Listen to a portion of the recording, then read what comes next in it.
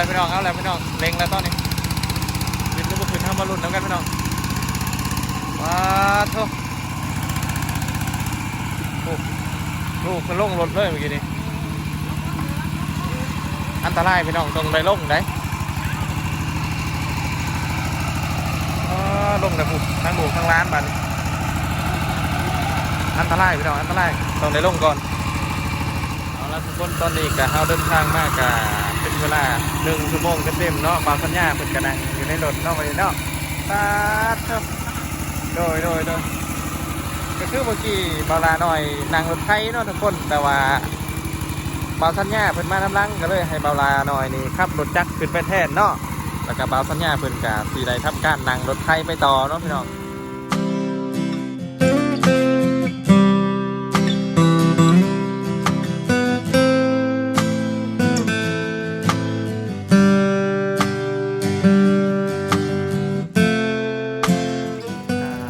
สวัสดีและสบายดี FC พ่อแม่พี่น้องทุกฐานเนาะยินดีต้อนรับทุกท่านเข้าสู่ช่องบาวลาหน่อยที่เก่านะทุกคนเนาะวันนี้บาวลาหน่อยจะสีได้เดินทางไปบ้านของหนองสนใจเนาะพี่น้องก็คือบ่าวสัญญาเพิ่นฝากให้บาวลาหน่อยนี้ไปซื้อเขาไปให้น้องสนใจเนาะสิได้เดินทางไปบ้านเพิ่นกะในการเดินทางในรอบนี้กะสิบ่ได้ใส่รถจักรด้วยพี่น้องมันค่อนข้างที่จะยากเนาะหนทางลำบากก็เลยสิขึ้นรถไถไปเนาะพี่น้องเนาะก่อนสิไปรับชมคลิปเต็มกับฝากพี่น้องกดไลค์กดแชร์กดติดตามเป็นกำลังใจให้บาวลาหน่อยเด้อเนาะไปกันเลยพี่น้องทุกคนหลังจากที่เขาขึ้นรถมาเขากะมาหอดทงซีวิธีคำหอยเนาะโอ้ยมือพี่น้องโอ้ผมอยู่ในนี่เมื่อกี้นี้พี่น้อง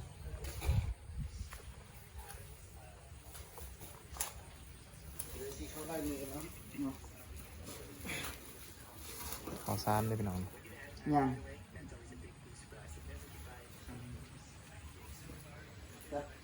บริซี่อะไรนะส่วนซี่เททำเปิดนะเนาะมันมีคนมาซี่อยู่แล้ว40เซตโลได้พี่น้อง41โล50เอา50โลเนาะเอาซ้ำนี่บ่นี่แหละมีซ้ำนี่นะซี่เพย์บริซี่พงซี่เพิ่นเพ่พี่น้องได้ซ้ำนี่40อะไร47ป่ะ47อะไรตามนั้น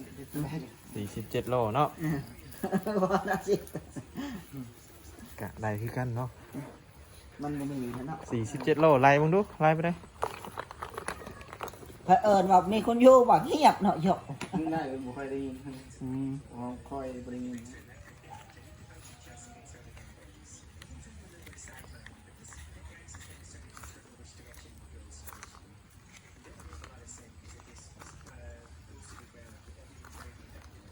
600,000เ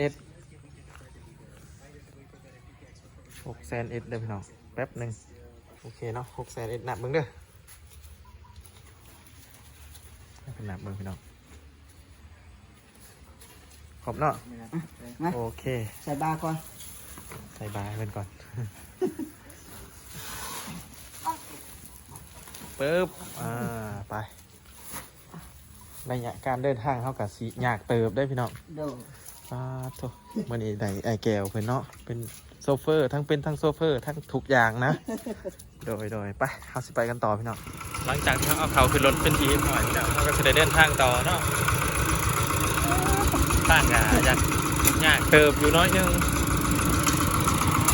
เขาบอสามารถเอารถจักรไปได้เนาะก็คือว่าไปได้แต่ว่าบอสามารถเอาเขาไปได้ก็เลยใส่รถไถเนาะพี่น้องอยากเติมอยู่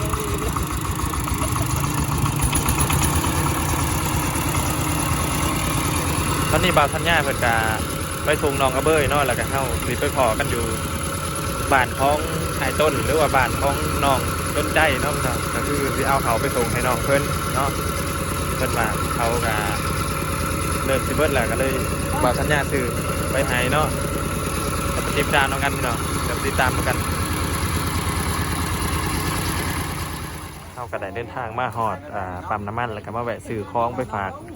น้องตุ้ยแล้วก็ บ่ให้อยากเด้อ บอกสัญญาเพิ่นก็ได้ซื้อสังกะสีไปให้แม่ตะโงบเนาะพี่น้อง นี่ได้บ่เอามาใส่เบิ่งนี่เจ้าบ่ดีมันเที่ยง อันนี้ก็หาเพิ่น มัน พี่น้อง ไม่โกงเดี๋ยวมันบ่ การเดินทางก็ค่อนข้างที่จะลำบากเพราะว่าพื้นที่จัดเก็บเนี่ยก็มันบ่ค่อนบ่ร้ายเนาะพี่น้องเนาะคนกระตกบ่หยุดบ่หย่อนพี่น้องใส่จองตลอดเวลาเลย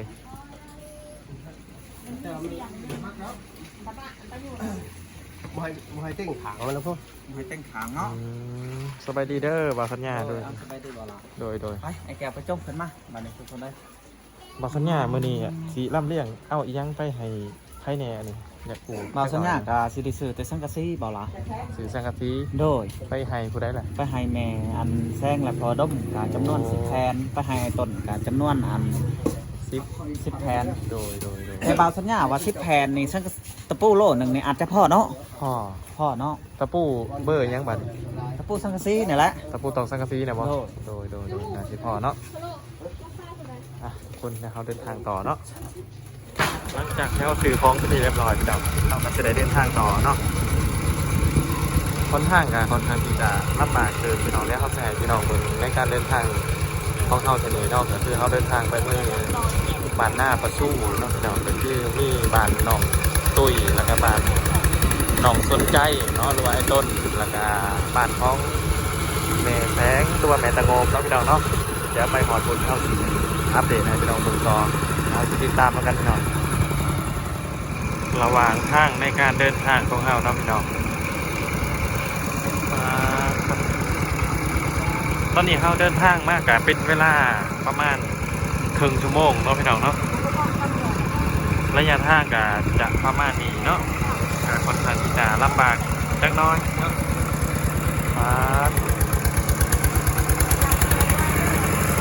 เข้าบริษัทให้พี่น้องเบิ่งแบบ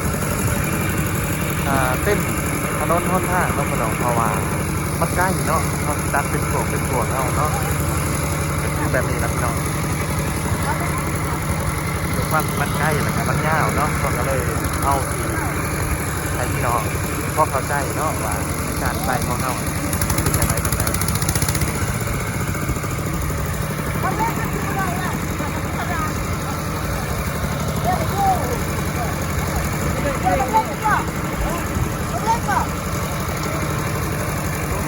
เนาะ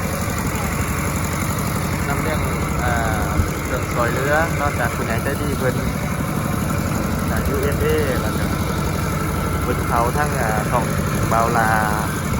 สายบุญคุณธรรมแล้วก็ช่องบ่าวสัญญาที่เบื้องต้นเนาะพี่น้องเนาะผู้ใหญ่ใจดีขอขอบคุณใจทางผู้ใหญ่ใจดีเนาะตอนนี้เขากำลังเดินทางต่อเนาะเป็นยังไงกันมากันใหม่นะพี่น้องเนาะตามตอนต่อไปเนาะว่าจะเป็นยังไงเดี๋ยวเขาขี่ไทยเบิร์เป็นบัตรเป็นตอนเนาะพี่น้องเพื่อให้พี่น้องได้เข้าใจในการเดินทางเนาะเดินทางมากันนะมาพบกันต่อพี่น้องเอาละทุกคนตอนนี้กับเขาเดินทางมากกับเป็นเวลา1 ชั่วโมงเต็มๆเนาะบางสัญญาเป็นกระดังอยู่ในรถเนาะไปเนาะครับโดยก็คือเมื่อกี้บาลาหน่อยนั่งรถไฟเนาะทุกคนแต่ว่าบาวสัญญาเพิ่นมาน้ำลังก็เลยให้บาลาหน่อยนี่ขับรถจักรขึ้นไปแทนเนาะแล้วก็บาวสัญญาเพิ่นกับสีใดทำการนั่งรถไฟไปต่อเนาะพี่น้องปุ๊บก็คือที่พี่น้องเห็นแล้วเนาะการเดินทางในเทือนี้เนาะก็เข้าสีไปถ่าเพิ่นอยู่นาต่อพี่น้องแล้วก็สีอัปเดตให้พี่น้องเบิ่งในการเดินทางเทือนี้เนาะว่ามันสีลำบากยากซ้ำได้เผื่อสีหอดบานของน้องตุ๋ยเพื่อนนี้โอ้พี่น้องเลยกระทือทีทุกคนเห็นนะพี่น้องเนาะเดี๋ยวเขาสีพาทุกคนไปอยู่ทั้งนาเลยพี่น้องโอเคพี่น้องขึ้นมาเป็นทีเฮมพอยเนาะก็ให้เอามาหลัดเปิดอยู่นาเนาะพี่น้องเนาะวันนี้กับบาวลากับมากที่กันเนาะบาวลาใส่บุญคุณธรรมเนาะไปทางไหนแล้ววะนี่ ว่าแล้วบ่เสียงไหมมันลมแน่ รู้วันขึ้นไหนไปถึงว่าวันนี้กัน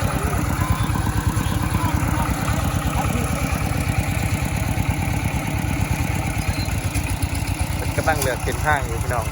ถ้าไปทางนี้มันอาจจะลมร้ายกว่าเนาะก็เลยเลือกทางโค้งไปกันต่อพี่น้องโอเคพี่น้องเปิดผ่านมาตอนนี้เขากะมาหอดเพื่อนของแม่แสง เป็นทีเห็บหอยเนาะ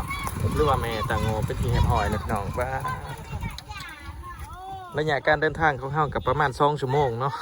3 ชั่วโมงบ่จับเวลาไม่เป็นทีเรียบร้อยเนาะพี่น้องเบาลาสายบุญคุณธรรมเหมือนจับเวลามา ตามเวลา3 ชั่วโมงเลย ฟ้าพี่น้องก็ถือว่า3 ชั่วโมงเนาะระยะเวลาที่เฮาเดินทางมาก็ถือว่าลำบากเติบ สุดยอดเนาะ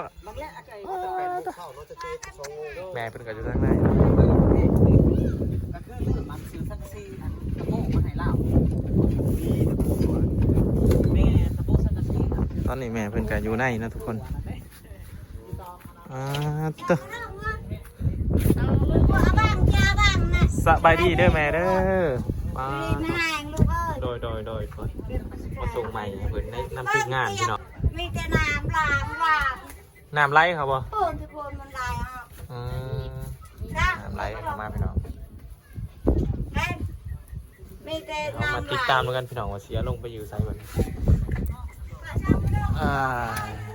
เดินทางมันกับเมื่อยพี่น้องเอ้ยเมื่อยเติบสังกะสีบ่เนี่ย นี่สังกะสีนี่10 แผ่นแม่เอาไว้มุ้งนั่น แล้วก็ที่เหลือกะสีไปน้องตุ๋ยต่อพี่น้องเขายังสิไปหาน้องตุ๋ยต่อพี่น้องอันนี้เครื่องของน้องตุ๋ยกระทั่งเบาลาสายบุญคุณธรรมเพิ่นเนาะทางผู้ใหญ่ใจดีเพิ่นสนับสนุนมาเดี๋ยวเราไปกันต่อพี่น้องก่อนเขาจะไปบ้านน้องตุ๋ยพี่น้องเอาขึ้นมาหาน้องเพิ่นก่อนสิแกงหน่อไม้อะไรบ้างนี่นะ โดย ปาดโทเมื่อวานนี่กินแสบเนาะ โดย สบายดีเด้อสบายดีโดย นี่อาจารย์ก็บอกเด็กวิญญาณ เขาขึ้นมาเบิ่งอาการพอดุ้มเพิ่นก่อนเนาะทุกคนเป็นป่วยเนาะหรือว่าเป็นบ่สบายเนาะก่อนเขาสิไปหาน้องตุ๋ยโอ้สบายดีเด้อพอเด้อ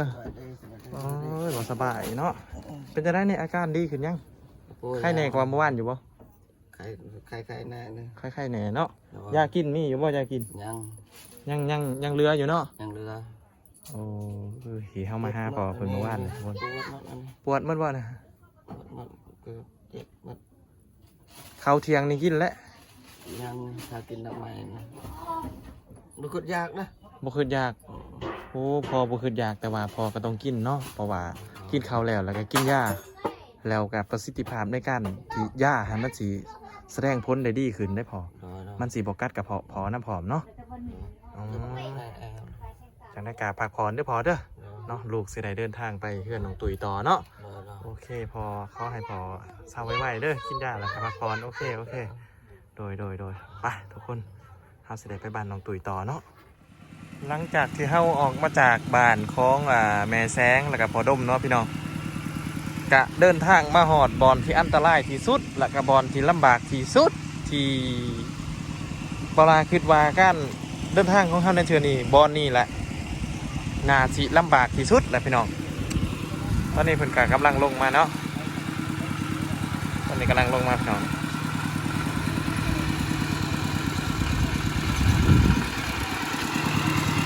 ที่เพิ่นค้นใหม่มาให้น้องสนใจแต่ละเถื่อก็คือมีบอลนี่แหละพี่น้องที่เพิ่นต้องวิ่นใส่เครื่องวิ่นอย่างเดียวพี่น้อง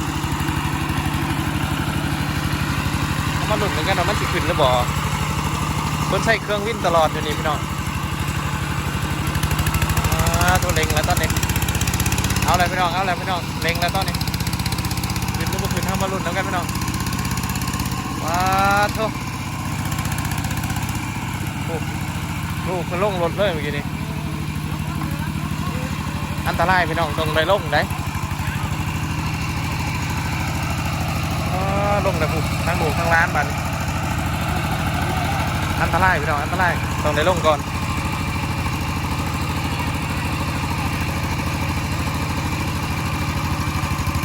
อ้าวบาดนี้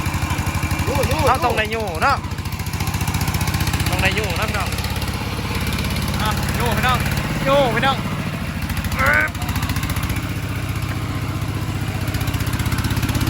ปึ๊บปืนบาทนี่